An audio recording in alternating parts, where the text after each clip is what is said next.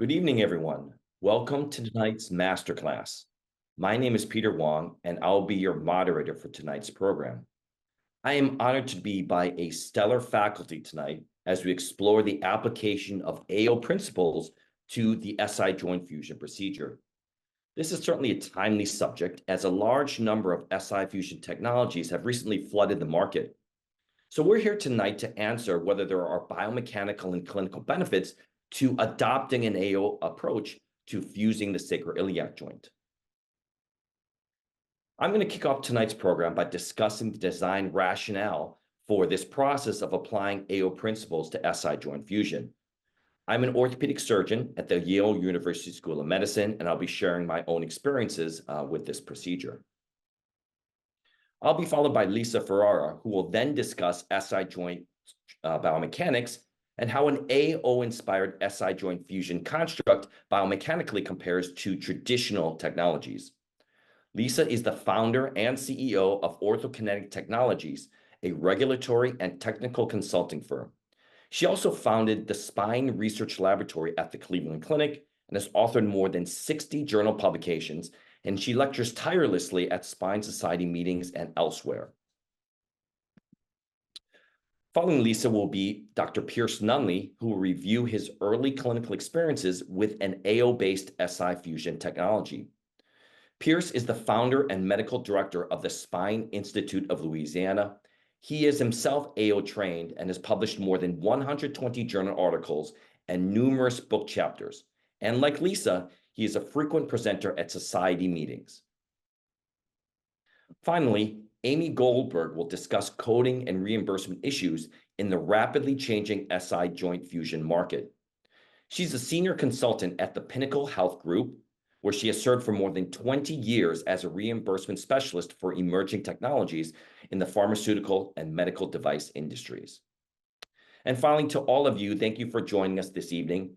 We encourage you to submit questions through the Q&A button at the bottom of your screen, and we'll try to answer as many as we can at the end of the program. So I'm going to start off by talking about the application of AO principles to minimally invasive sacroiliac joint fusion. I think most of us do recognize the SI joint as being a potential pain generator. It is a synovial joint, which does have some motion and is therefore subject to the same pathologic process as any other joint, whether it's trauma, degeneration, or inflammation. As a result, the SI joint is known to represent a source of both axial back pain with involvement of the lower extremities. And I think up to this point, SI joint dysfunction has been grossly underdiagnosed, but now we know that the prevalence of SI joint-mediated pain is as high as 30%. And in certain patient populations, whether it's postpartum patients or post-lumbar fusion patients, the percentage of cases of SI joint dysfunction may be as great as 60%. Up to this point, the two major techniques that have been used for SI joint fusion have been the lateral transiliac approach using fixation, as well as the posterior intra-articular technique, which utilizes placement of an allograft. So this raises the question, can we do better? I think we all know from experience that oftentimes the first iteration of a system is not necessarily the best. And there have been reports of numerous complications that occur with the conventional techniques that we use for sacroiliac joint fusion. These are the results of a survey of 120 surgeons, and 80% expressed dissatisfaction with existing SI joint fusion systems, whether it's because these systems don't actually result in a fusion, but simply ankylosis of a joint. And there's also potential for complications, whether it's nerve root injury or possibly vascular injury. 60% of these respondents said that they're not going to adopt this procedure until a better system is available. And specifically, 88% of these surgeons requested a so-called AO approach for SI joint fusion. So what exactly is AO? AO stands for Arbeitsgemeinschaft für Osteosynthefragen, which is German for Association of Osteosynthesis. And this is an international collaboration of surgeons and researchers. And at this point, there are over 500,000 members across the world. AO puts on over 900 educational events annually, and the literature is cited more than 2,000 times a year. So based upon decades of research and clinical experience, AO has developed validated principles for fracture healing and joint fusion. So what does AO mean for joint fusion? There are a number of important principles. Number one, you want to minimize disruption of the soft tissue and vasculature. You want to make sure to expose and properly prepare the joint surfaces for bone formation. This involves decortication of the cartilage, placement of osteogenic material. You want to secure the joint space with axial compression or with the placement of a graft. And finally, AO principles utilize rigid stabilization of the joint with implants or external immobilization. And these are very widely adopted principles that we're really seeing for pretty much every joint in the body, whether it's peripheral joints, or certainly we're also seeing it in the spine as well. So this raises the question, why can we not adopt the same AO principles for the sacroiliac joint as well? So what would this mean to adopt AO principles for SI joint fusion? Number one, again, we want to focus on minimal tissue disruption. We want to minimize the collateral damage to surrounding structures. So you can actually access the sacroiliac joint through a posterior inferior approach.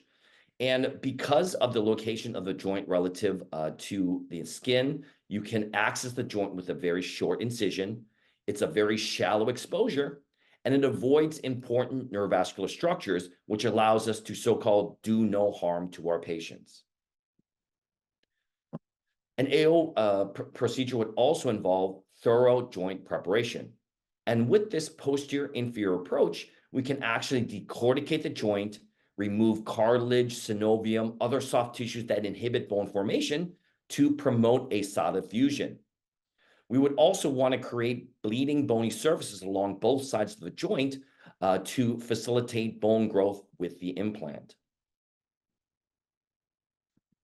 So here's a schematic, a lateral view of this joint with some transiliac implants. And as you can see, this approach does leave a great amount of soft tissue, whether it's the ligamentous tissue posteriorly or the synovium of the joint itself. And this tissue is going to inhibit bone formation. Now, ideally, we would have an approach that would allow us to actually address a lot of these soft tissues, eradicate them, and prepare the joint for fusion. Another AO principle that we want to adhere to is rigid fixation, which is going to create the optimal biomechanical environment for bone formation to ensure that we get a successful joint fusion. And this type of fixation confers absolute stability to the construct. It limits micromotion in every plane and prevents distraction of the joint surfaces, which is going to inhibit bone formation. So this led to the creation of the bow tie SI fusion system.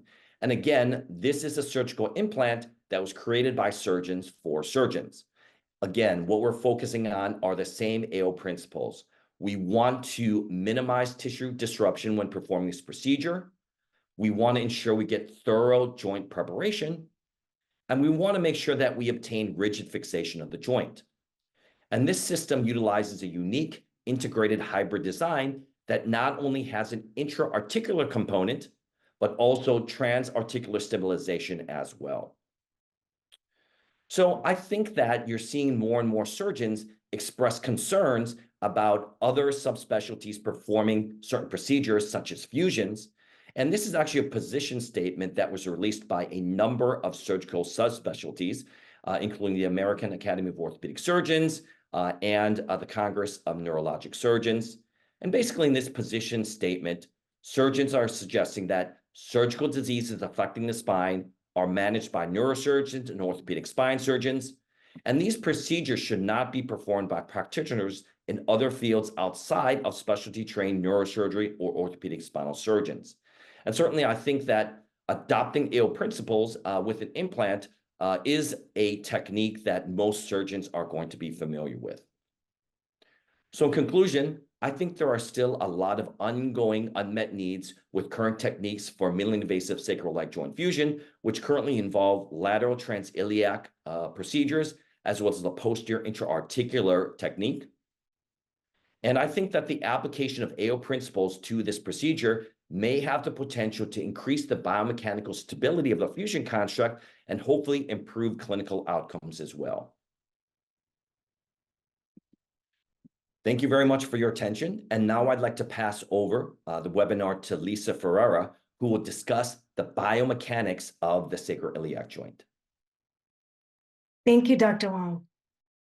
With respect to biomechanics of the musculoskeletal system, I like to bring it back to form and function, where anatomical form designates function or vice versa. The sacroiliac joint serves as a conduit for force transfer between the spine and extremities, and the strong ligamentous structures and pelvic musculature create a self-bracing mechanism for the joint that increases the compression across the joint. Increased compression across the joint increases the resistance to shear motion, as shear in the orientation designated by the red dashed line in this figure is the greatest in the vertical plane for the sacroiliac joint. The joint moves about 6 degrees of freedom in rotation and translation about the 3 axes X, Y, and Z shown. However, because of the strong ligamentous complex and musculature and compression of the joint, the motions in all 3 planes are small and range from 1 to 4 degrees in rotation and approximately 1 to 3 millimeters in translation. Additionally, with spinal motion and extension or flexion, the sacrum nods forward in nutation and back in counter nutation, respectively. It is in extension of the spine where sacral nutation wedges or compresses the superior iliac region of the joint, providing further resistance to shear, but only in extension. Therefore, the degenerative joint requires both nutation and counter nutation to be prevented. Now let's discuss the degenerative sacroiliac joint. The degenerative sacroiliac joint is a joint that becomes destabilized and alters the ideal biomechanical environment for fusion. In order to obtain an ideal environment for fusion, there are 4 fundamental AO principles shown here that contribute to fusion success and that Dr. Wong had presented previously. In order to achieve fusion, you need to start with adequate stabilization of the degenerative joint. To obtain a stable joint through implant fixation, you need to ensure that transfixation, which means to hold or render motionless, is robust enough with ample bone capture into the sacrum and ilium to resist those forces and reduce the motion of the joint. This will provide an environment that will allow for osseointegration and bone incorporation. Stabilization can be achieved through a variety of means and is not designated by one specific surgical approach. It is about achieving the ideal stable environment through fixation. Currently, there are devices that are placed laterally where multiple screws or press fit type devices can be implanted through a lateral approach.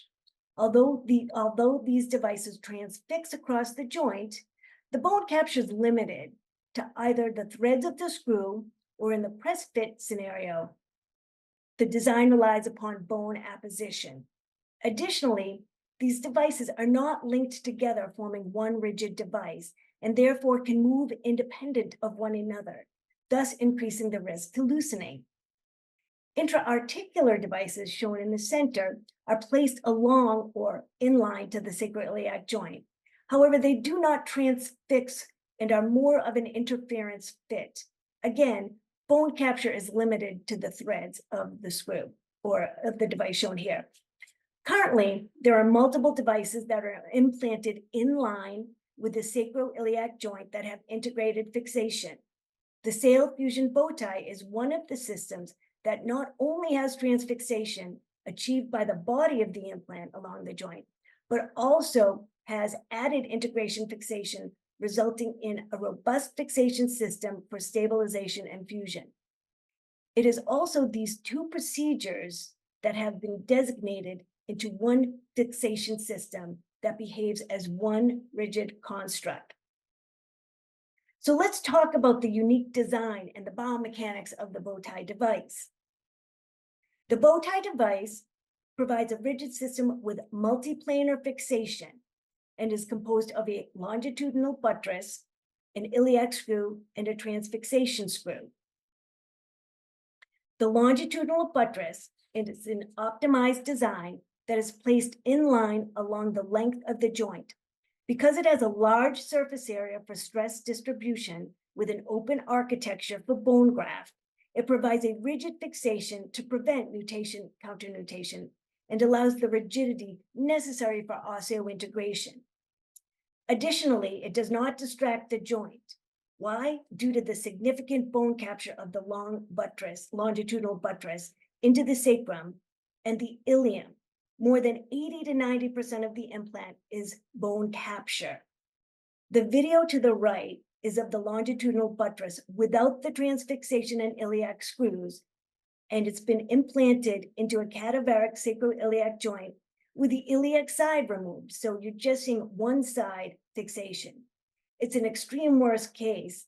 And even with the lack of iliac and transfixation screws and of the iliac side, you can see that the implant provides secure, rigid fixation. Like the longitudinal buttress, the iliac and transfixation screws were tested per ASTM standards. However, the longitudinal buttress is tested in vertical and torsional shear planes, and the screws are tested in the similar fashion as lateral SIJ implants. These screws provided added prevention of angular bending and vertical shear and do not distract the joint either. As you can see in the figures, these screws are tested in cantilever bending. This slide provides the results of multiple tests, including an animal study to assess the ingrowth and ongrowth of bone and fusion integrity. The longitudinal buttress, as discussed, previously demonstrates more than 4 times the surface area with greater open area for bone graft and osseointegration that is engaged within the sacrum and the ilium. Additionally, the buttress has a surface topography that increases the surface energy for better cellular adhesion, as well as micropores and a lattice structure that provide additional surface area for osseointegration that is approximately 6 times greater and thus amplify the osteogenic response. The histology shown is from their sheep study with a bow tie system without bone graft material in it, where you can see extensive ingrowth and ongrowth of the bone to the buttress, and this is at 12 weeks.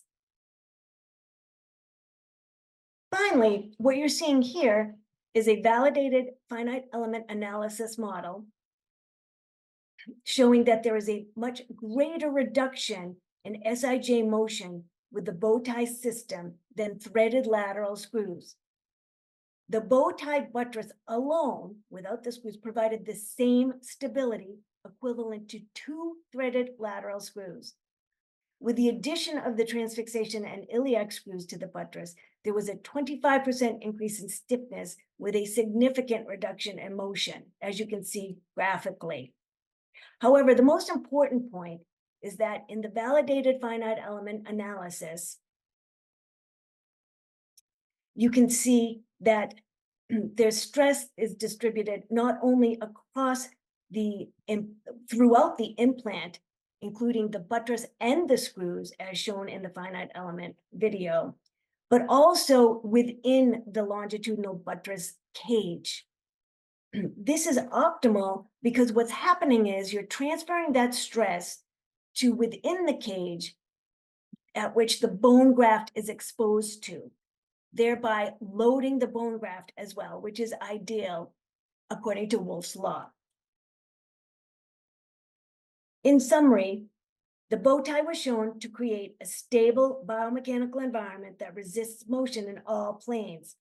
The ample bone capture, the large surface area, the open architecture with the surface topographies augment cellular adhesion and mechanotransduction, providing an optimized environment for fusion.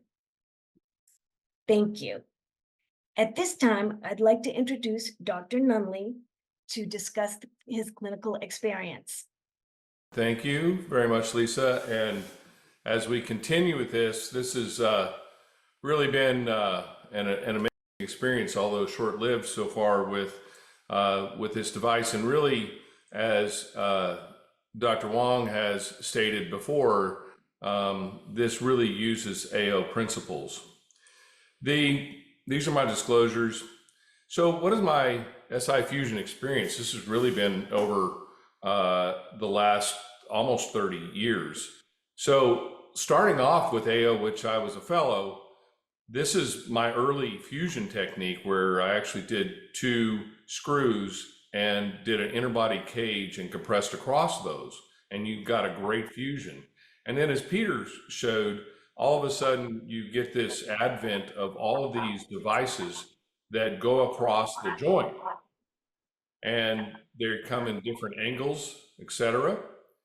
And what we see is that this is evolved. This is another type of fusion device that I've done, and then here's another one of those devices. Well, these fusion principles of the AO are really embedded in so much literature and foundation. I trained in 1996 in Basel, Switzerland, and even before that, I'd had 2 previous visits to Davos to learn these principles.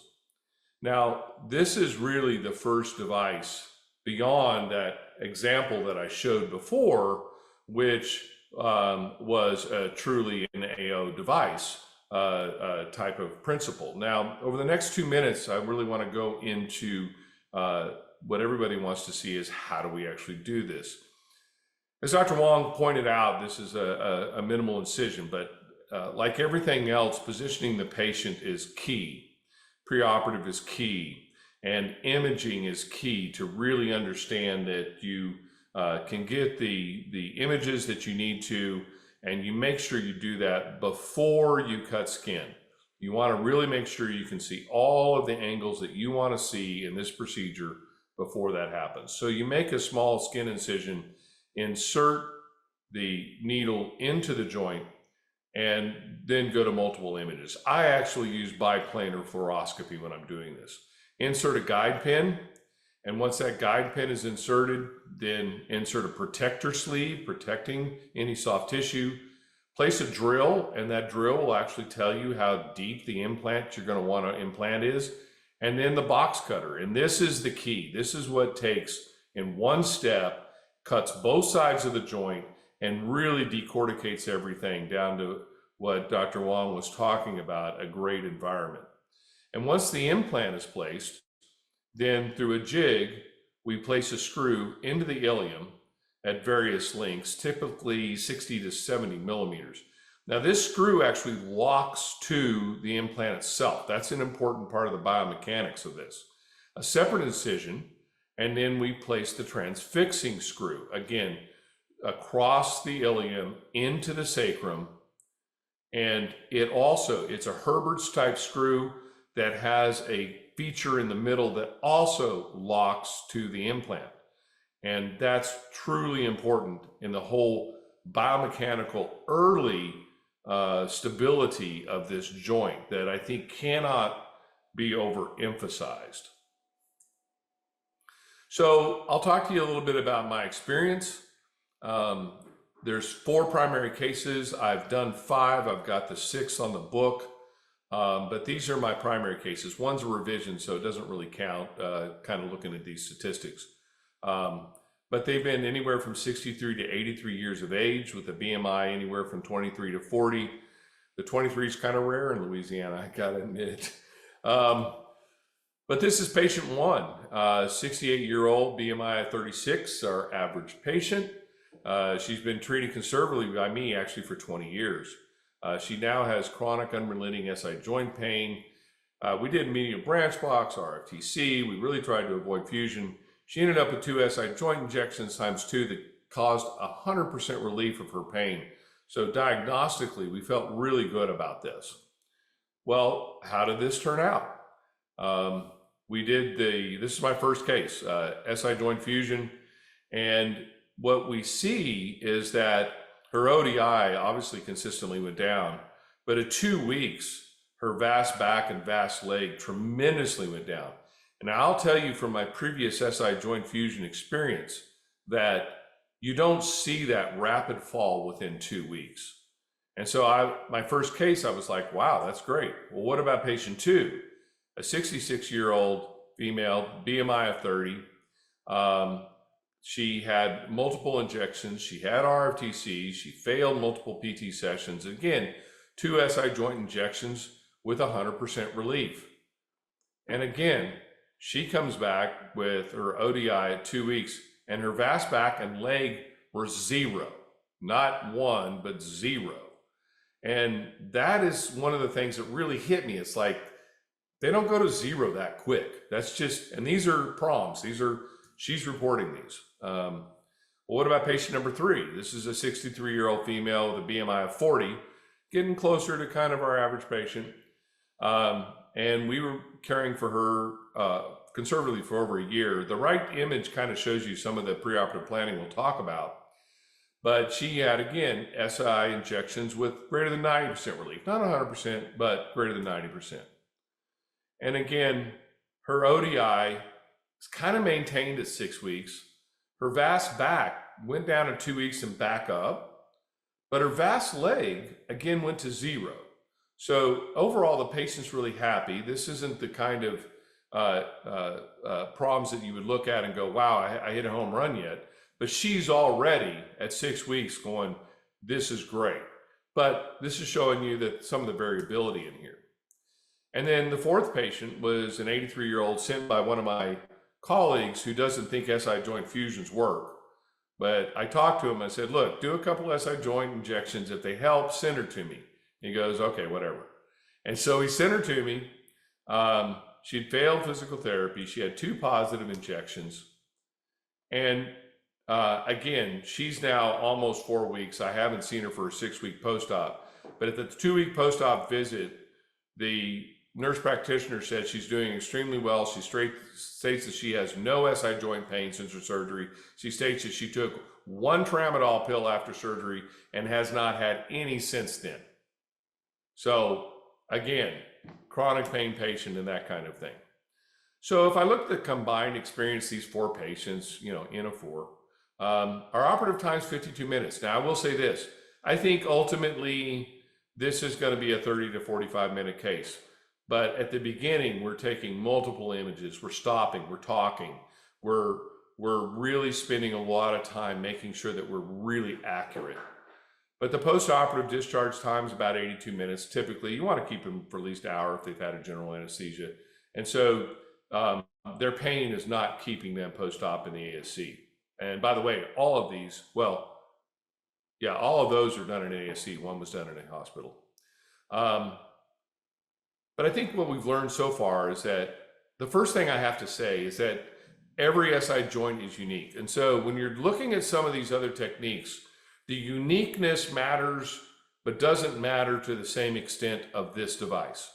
So really looking at that joint under CT and really planning where you want to place this implant is, I believe, a key to this. It's easy to do. You can learn to do it, but that is a key.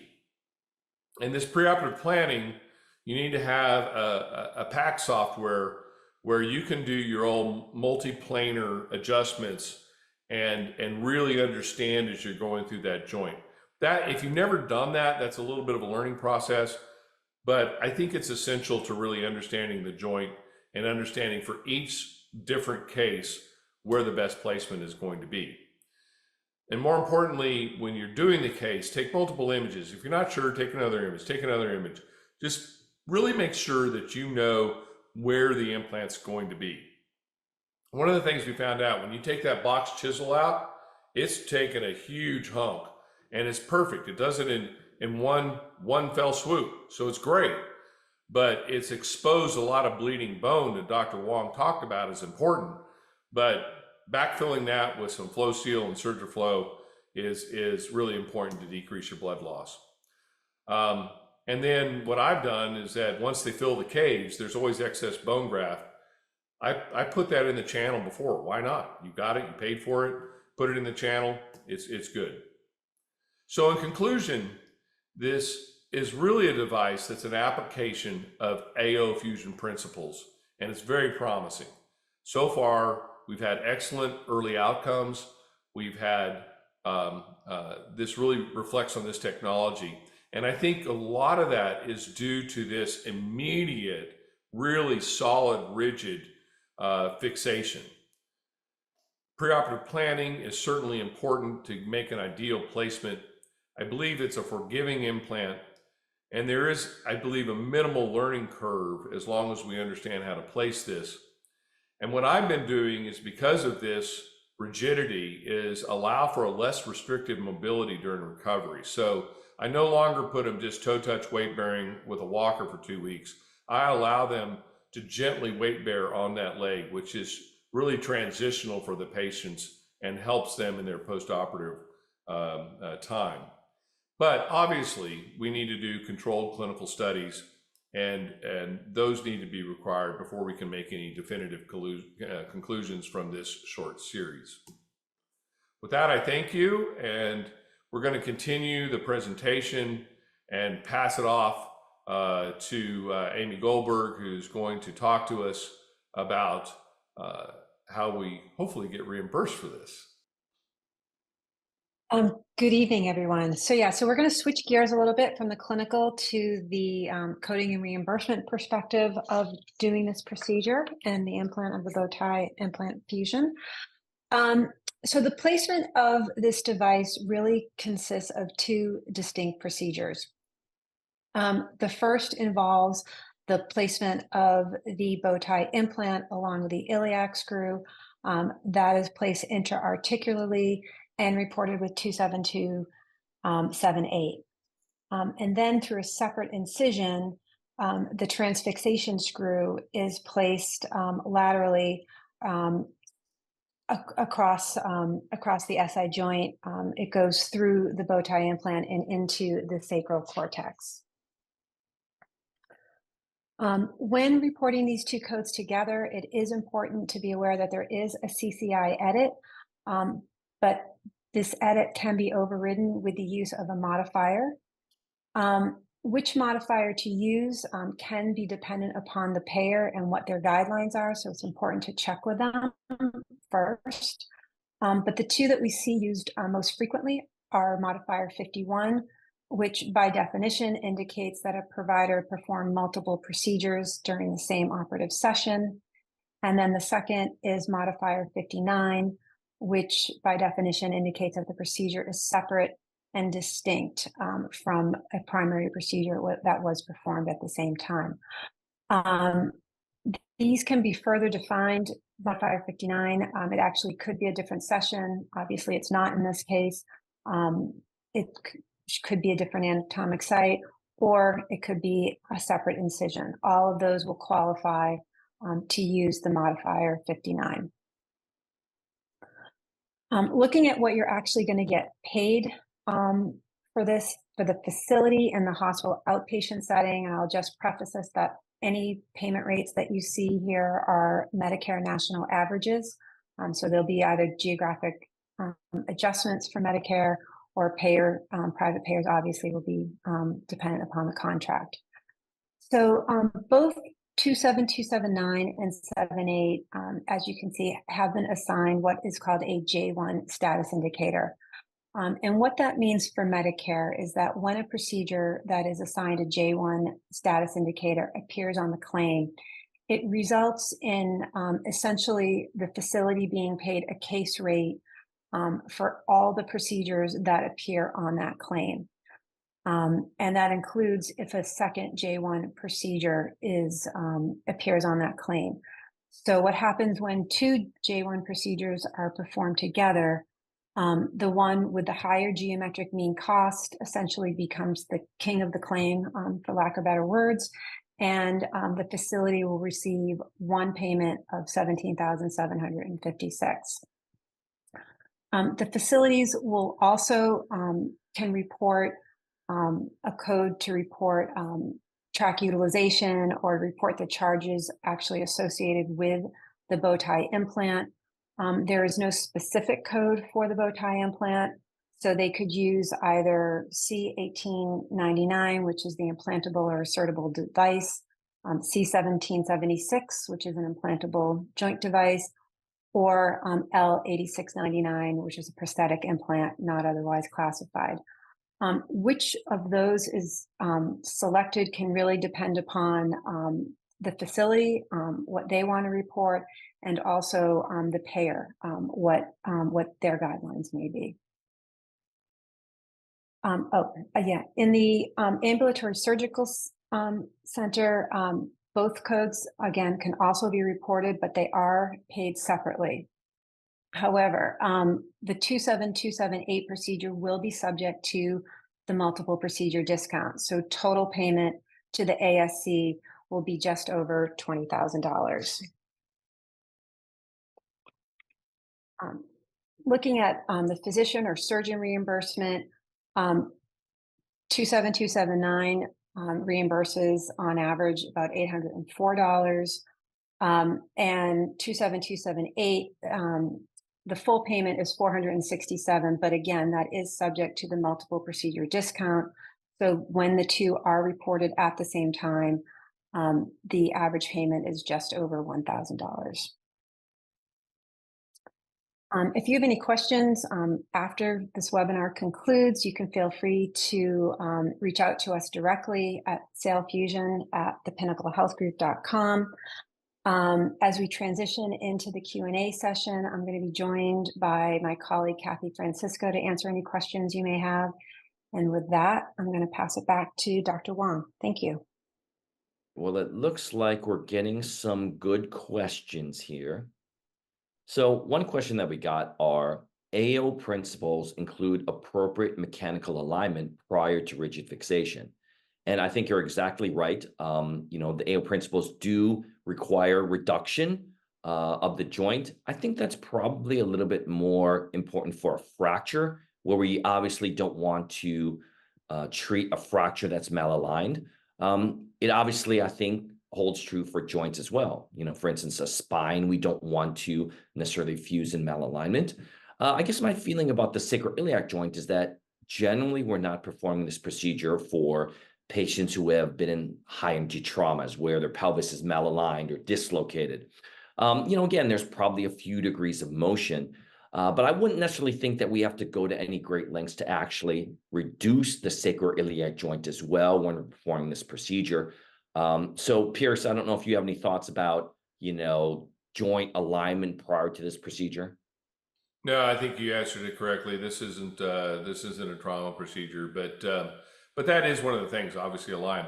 But that does go to also talk about the bow tie part of this, is that it keeps this joint locked in, and again, that plus the two screws that lock to it, really apply all those principles that we learned so long ago that are essential, and they're kind of in a microcosm. When I showed that first case with the big screw and the small screw bicortical and then compressing across that, I think if Lisa were to put that in her lab with this, it would probably be very similar. But mine was a big incision and a long bloody case versus this was very different. And so I think we've basically taken the AO principle that we did 20 years ago, and we bypassed all of these transfixation sort of devices that sort of touch the joint, sort of don't. And we went back to the joint, we went back to AO principles, and we're basically getting the same fixation and the same principles that will lead to a fusion. Great. So again, there's actually another question that I think Pierce might be best able to answer. You kind of talked about, kind of adopting the technique and kind of the first steps you used. What do you kind of anticipate as being the learning curve for surgeons out there who may be very well experienced with some of the other techniques, but may not be as familiar with this posterior inferior approach? What was your learning curve, and kind of what tips do you have for them? Yeah, so again, being very early on, we were using the company and their experience to do that, but it really comes down to taking the time to go through the preoperative images on CT and looking at those to get those three-dimensional pictures in your brain, and then putting those on the fluoro. For example, that wire is along when you look at an inlet view, it's on the anterior portion of the sacrum, and you think, oh my gosh, that's in the pelvis. No, it's not in the pelvis. And so you have to learn those things to know that if the wire's matching the anterior wall of the sacrum, it's either that or even more anterior sometimes, and that's safe. And until you see it in 3D imaging, going through it with your CT to feel comfortable with it, then that's really what's key, because this is a different way of thinking. So get it in your head, run those CTs, and then once you do that, it kind of starts to click. And once it clicks, it actually, like anything else, it becomes much more simple in how to do these trajectories. Okay, just some final questions about your own clinic experience. What have you been doing with post-op weight bearing? And what biologics do you use when inserting, the intra-articular portion? So I think the biologics is early on I used Infuse. I don't think that's necessary in this standpoint. I'm not a big Infuse user for these type of things. I've been using DBM. I've been using some amped up products like NMP fibers and things like that with these. In fact, I think all of them I've used that. But essentially a DBM, because I think you've got the basics of what you need with the technique, and you just need something that's going to help that reaction and that process occur. And I think it is important to note that, if you're using a transiliac approach, you can imagine you're harvesting bone graft as you're putting the implant in. If you imagine putting a box cutter in the joint, certainly my experience is that when you take it out, most of it's cartilage. So I don't think you necessarily are going to get autograft in that respect. So I agree with you. I do think that you need to use some type of bone graft material. Correct. And I will say this, this chisel, sometimes it takes our back table 10 minutes to clean that thing out. I mean, it's really taken chunks of bone off of both sides. It's pretty impressive. Yeah, I agree. So I think this might be a good question for Lisa. We've got a question. What is the range of angulation of both screws once the implant is placed? Are you able to share a little bit more about, kind of the angles that these screws are taking across the joint? Actually, I'm not aware of the angles, which is kind of dialed into the implant. And Pierce, I don't think they're adjustable. They're fixed within the buttress. So we fixed angles. And I guess it depends too if you angle the longitudinal buttress somewhat to get better angulation for the lateral screw that goes across it as well. So, and I don't know how much wiggle room do you have with respect to adjusting the longitudinal buttress part so that you can change the angulation to get a little bit more or less desired. And I don't know if Dr. Nunley. Yeah, there's quite a bit of variation there, and I think, but you do make a good point in that you're keyed into the implant, and so I didn't go into it because it's getting in the weeds a little bit, but even the video didn't show it that when you put your trocar in, you're wanting to get that perfectly across the joint, and that's part of the teaching part of it, so that when you do place your iliac screw, it's going to go up into the ilium. And so it's easy. But it's something that you dial in during surgery. So when you dial in where your cut's going to go, you want to make sure that lines up with where your ilium screw is going to go, and then your transfixation screw is going to go. Not a hard thing, but it is an important part of the procedure. And where it's a longer buttress compared to some other designs I've seen, you're getting a lot of area there. So you've got some adjustment, but like you said, it almost appears as if it aligns itself certainly easier than some of the other designs. Correct. And I mean, you're the biomechanics expert, but I've been doing this a while too, and I've been in your lab. So, It's I think that it's forgiving.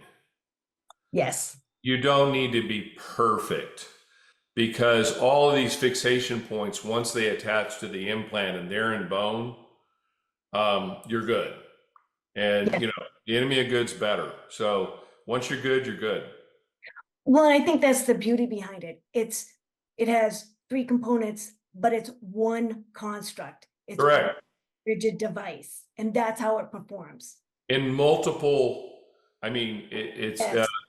I can't, it's interesting. I really wanted to see how this did because compared to other ones, I don't see people with a drop off of their scores at 2 weeks like I've seen this ever in 20 years. Now, And again, large patients. 5 patients, but and one of those patients, as I said, their ODI didn't drop off, but their leg pain went to 0 at 2 weeks.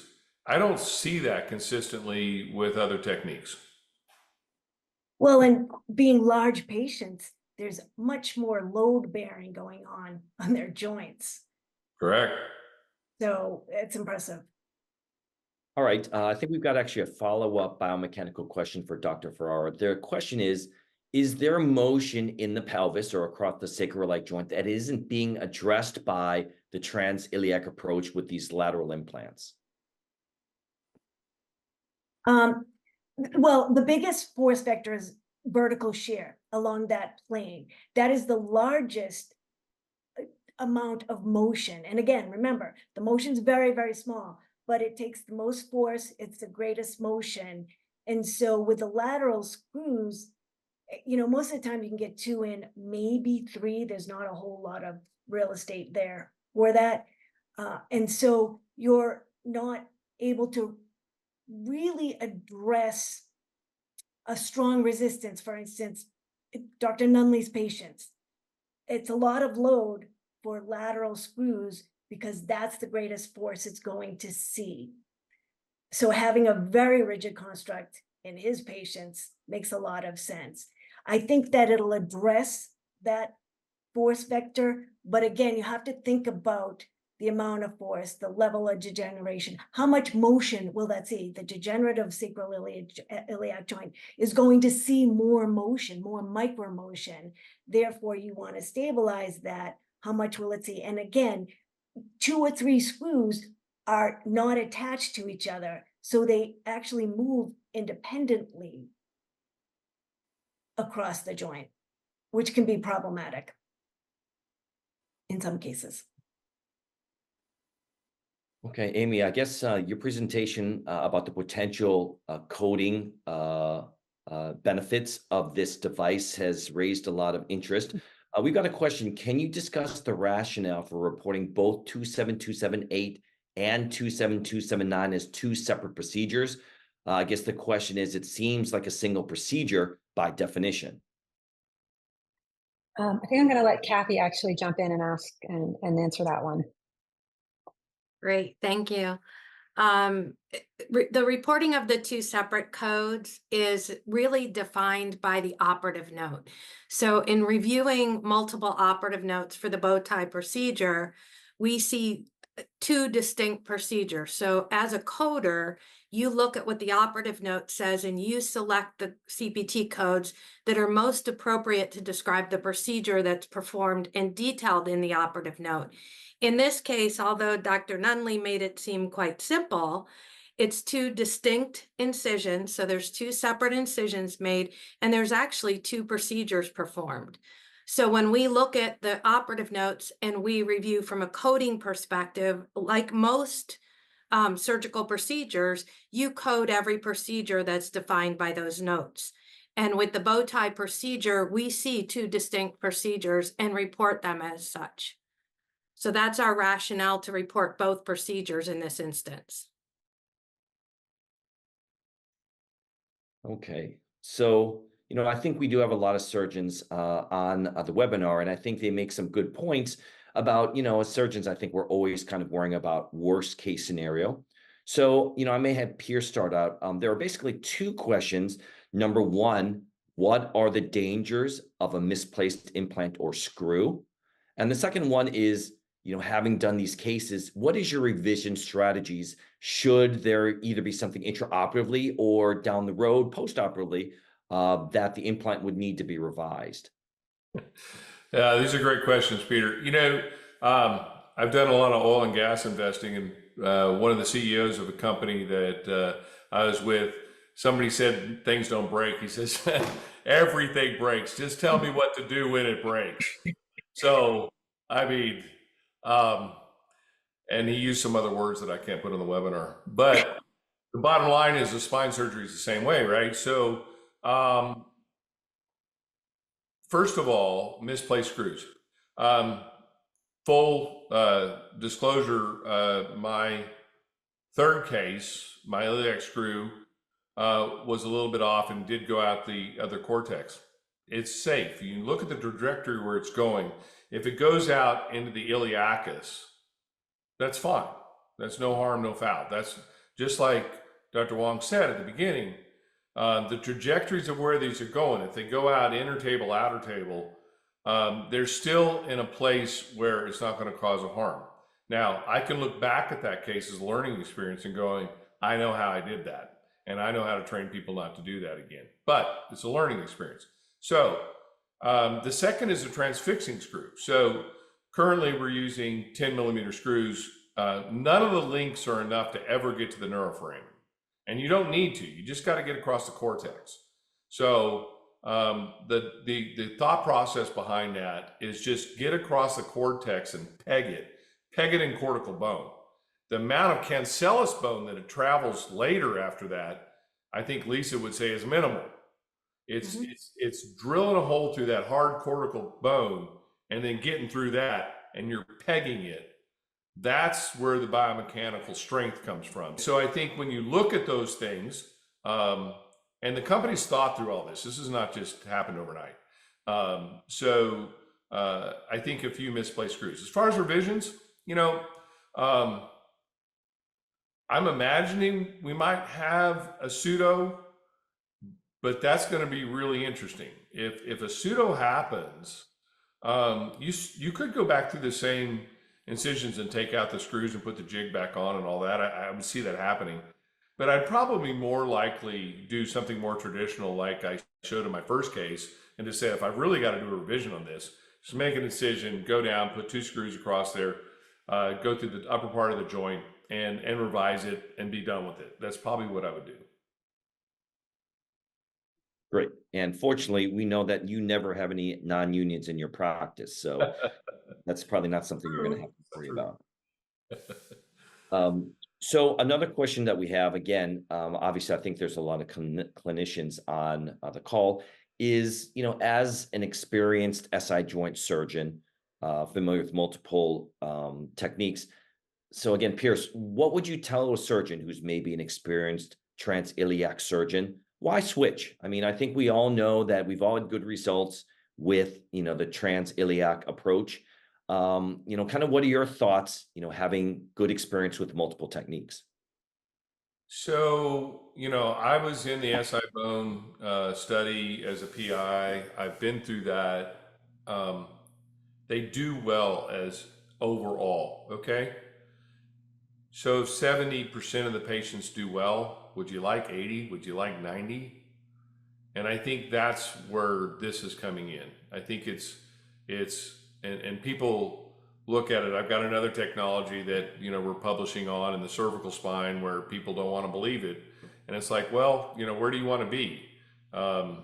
So I would first say, number one, it's safer. So you're not going to worry anymore about getting the superior gluteal artery. Okay, you're not going to worry about the nerve. You're not going to worry about neurovascular injuries. You're not going to worry about S1 nerve injuries. Okay, and there's multiple lawsuits on that. So you take a lot of your worry out of it. So if you can decrease your morbidity profile out of a case, I think number one, that's important. Number two is it is applying all those principles. Ask yourself, with any of these techniques, are you really doing an appropriate application into the joint space of decorticating, preparing, and doing all the things you need to do to do fusion. And so from that aspect, that's why I got on board with this, because I was looking for that and going through these various things that I was doing that were successful. They weren't unsuccessful. But the question is do we have a place to be more successful? And I think that's where Sail Fusion comes in. It allows us to be more successful. And I think your point is well taken, how you say the pelvis, there's so much variability amongst patients.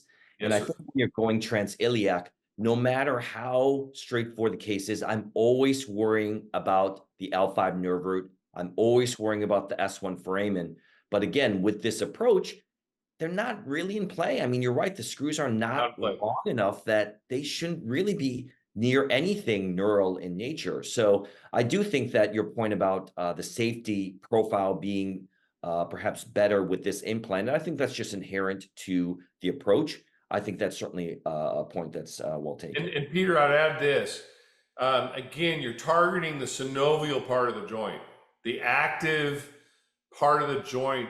You know, when people come in with the pseudoradiculopathy, a pain all the way down their leg, and it ends up being their SI joint because of the anterior synovitis, right?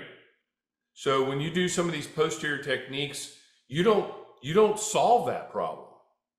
This technique actually goes straight to the core of the synovial joint, and it doesn't do a little bit. Like some techniques go a little bit into it.